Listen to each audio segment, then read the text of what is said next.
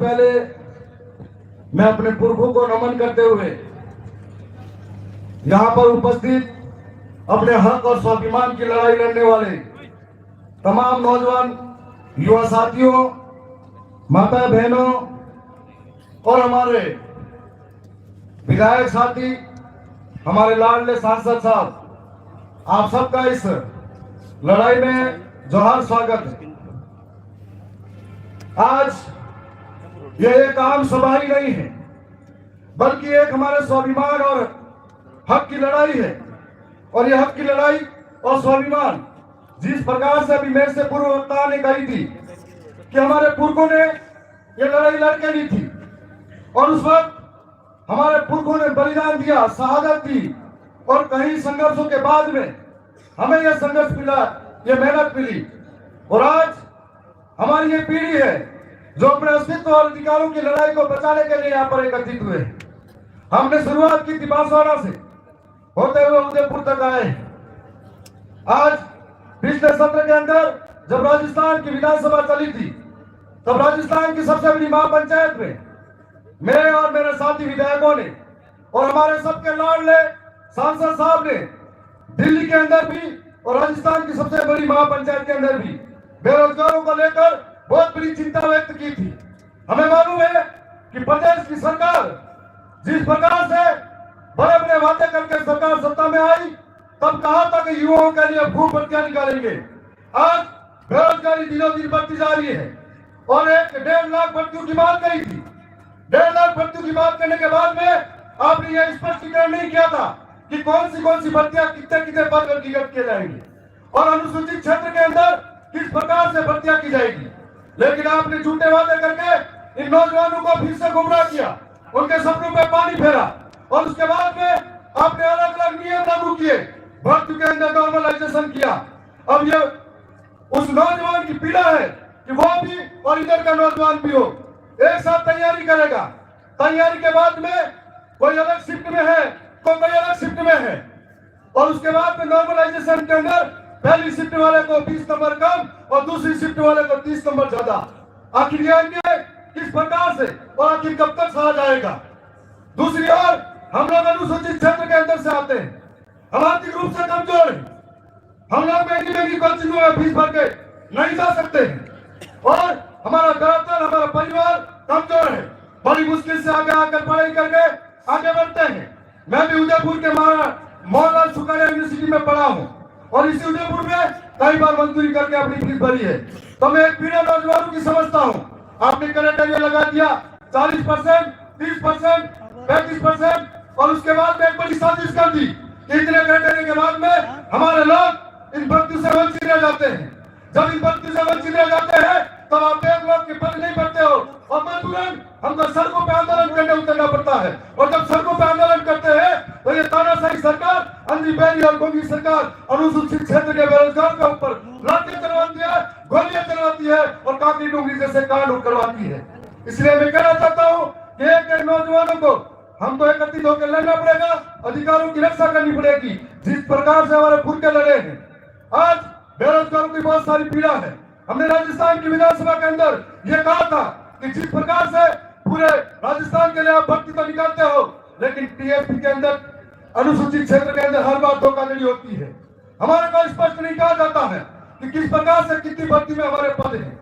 और इस धोखे के साथ में हमने कहा था कि हमारे लिए अलग कैडर बनाया जाए, अनुसूचित क्षेत्र की अलग भर्तियां की जाए ताकि हम लोग सुरक्षित हो सके और हमारे आप में हम लोग हमारा हक अधिकार ले सके।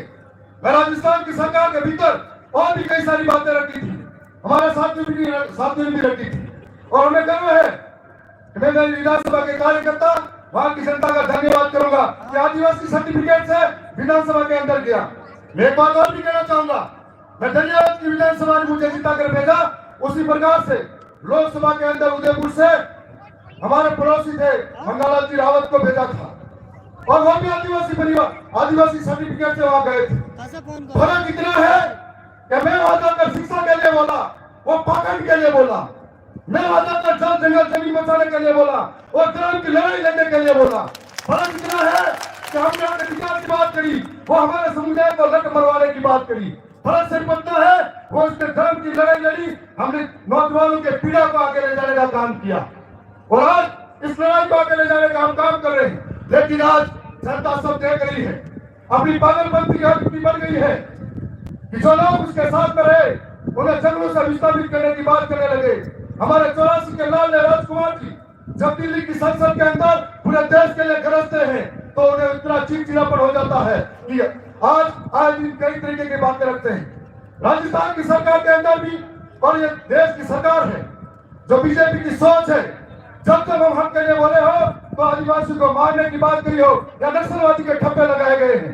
आने वाले समय में एक एक नौजवान इस बात को समझ रहा है, एक एक नौजवान इस बात को देख रहा है। मैं उदयपुर संभाग के अंदर जो टीएडी विभाग है, हमने इस घोटाले को उजागर किया था कि टीएडी विभाग बना था आदिवासी बच्चों के उत्थान के लिए। जो गरीब बच्चे हैं हॉस्टल में पढ़ेंगे, पौष्टिक पोषण मिलेगा, लेकिन किस तरीके से भ्रष्टाचार चरम पर है और किस तरीके से भ्रष्टाचार इन मंत्रियों के अंदर और इस राजस्थान सरकार के जितने भी अफसर है उनकी नस नस में भरा हुआ है। और इस तरीके से घटिया पोषण हम बच्चों को वितरित करते हैं। पता नहीं कौन सा पाउडर का दूध एक नहीं है, जो गाय भैंसों का चरा के दूध पीता है उसको घटिया सामग्री इस्तेमाल करते हैं। जब राजस्थान की विधानसभा के अंदर मेरे 4 साथियों ने हमने प्रदर्शन किया था तो आज उनकी नस दबाने के लिए राजस्थान के सरकार ने उनके जांच फैलाने का कार्य शुरू कर दिया है। मैं यह भी कहना चाहूंगा, उदयपुर संभाग के अंदर बहुत सारे ऐसे अधिकारी हैं जो इन बीजेपी के लोगों के इशारों पर काम करते हैं। कभी कभी मुझे लगता है सरकार तो पर्ची से भरी थी, पर कुछ अधिकारी भी पर्ची से भरे हो ऐसा लगता है। और कहना चाहूंगा कि जो अभी उनके इशारों पर चल रहे हैं, समझ के रहना अगली सरकार किसकी बनेगी ये हमारा आपका बाप तय करेगा। और आने वाला समय नजदीक है। मैं यह भी कहना चाहूंगा कि आदिवासी इलाके के अंदर जो आदिवासी वन अधिनियम कानून बने नहीं, वन में रहे, जंगल में रहे, जब ये जंगल में कानून बने नहीं, उससे पहले से ही जंगल में रहे, इस जमीन पर रहे, जब इस देश का नाम भारत नहीं था, जब संविधान नहीं बना था, वन अधिकार कानून नहीं बने थे। लेकिन आज बाहरी कंपनी को आपके फायदे के लिए अंदर घुसा रहे हो, आदिवासी को बेदखल कर रहे हो, आदिवासी माफ नहीं करेगा और आदिवासी को बेदखल कर रहे हो। यदि बाहरी कंपनी को जमीनें दे सकते हो तो क्या इस आदिवासी जंगल में रहना उसको नहीं दे सकते हो? वन अधिनियम 2006 जिसके अंदर फरवरी 2019 को कोर्ट का जजमेंट था कि अधिनियम के तहत आदिवासी को पट्टे दिए जाए जो आदिवासी वर्षों से जंगल में रह रहा है, और हम आदिवासी जंगल को नुकसान नहीं करते हैं। झूठे नारे लगाने वाली सरकार, पेड़ लगा के सेल्फी लेने वाली सरकार आज पूरे पूरे जंगल को आग से आग के हवाले कर रही है। और आज ये कहना देना चाहता हूं कि कई ऐसी बात है जो आदिवासी अब पढ़ा लिखा है, समझदार है और समझ रहा है, आने वाले समय में एक एक बात का जवाब दिया जाएगा। मैं साथ साथ में यह भी कहना चाहूंगा कि उदयपुर संभाग के अंदर कई लोग ऐसे बैठे हुए हैं, जब झोपड़ी से निकल के आए थे तो लोगों ने भरोसा किया था और आज झोपड़ी वालों के घर भूल गए। उन झोपड़ी वालों को फिर से उनकी बस्ती में बैठाओ और वो कैमरामैन जिन्होंने वो झोपड़ी का फोटो दिखाया था, एक बार फिर से जाओ, घर के पीछे 3 मंजिला इमारत खड़ी हो रही, वो भी फोटो दिखा के आओ। और उदयपुर के अंदर कहां का होटल चल रही है, वो आदिवासियों के पैसों से चल रही है, हमें सब मालूम है, क्योंकि हमें जनता ने इस काम के लिए भेजा है कि आगे आकर ऐसे जो भ्रष्टाचारी है उनकी नाक में दम करना है। आने वाले समय में आप निश्चित तौर पर समझना, मैं भी बेरोजगार था, दर दर की ठोकरें खाकर इस उदयपुर शहर में दर दर घुमा था। मैं एक एक पीड़ा को समझता हूँ। मैं थावरचंद डामोर आपसे वादा कर रहा हूँ कि अगली बार फिर से राजस्थान की सरकार चलेगी, तब राजस्थान की सरकार में इस पर्ची सरकार का आप नाक में दम कर दूंगा, इतना आपको वादा दिया चाहता हूँ। आपकी हर एक बात को राजस्थान की सरकार के सामने ले जाऊंगा, चाहे वो सरकार अंधी हो, डरी हो या गूंगी हो, उनके सामने आपकी पीड़ाओं को लेके जाऊंगा कि किस प्रकार से 4-4 साल तक भर्तियों के लिए इंतजार करवाते हैं, छात्रवृत्ति के नाम पर हमारे साथ धोखा हो रहा है और सरकारी योजनाओं की स्कूटियां दूर खा रही है। ये सारी चीजें हमारी आंखों के सामने आज फिर से लड़ाई है, जो लड़ाई एक बहुत बड़ा जन आंदोलन है। ये जन आंदोलन उदयपुर के अंदर हो रहा है, लेकिन अंधी बहरी सरकार को देखना चाहिए, सुनना चाहिए इनकी पीड़ा को। यदि नहीं समय रहते नहीं सुना तो ये जो नौजवान है, ये युवा है, ये वायु की तरह है जो आपको पलट के रख देगा। मैं पुनः बहुत सारे वक्ता यहाँ पर मौजूद हैं, तो अपनी वाणी को ये विराम देता हूँ। बहुत बहुत धन्यवाद। आप सबका जोहार। खूब खूब जोहार।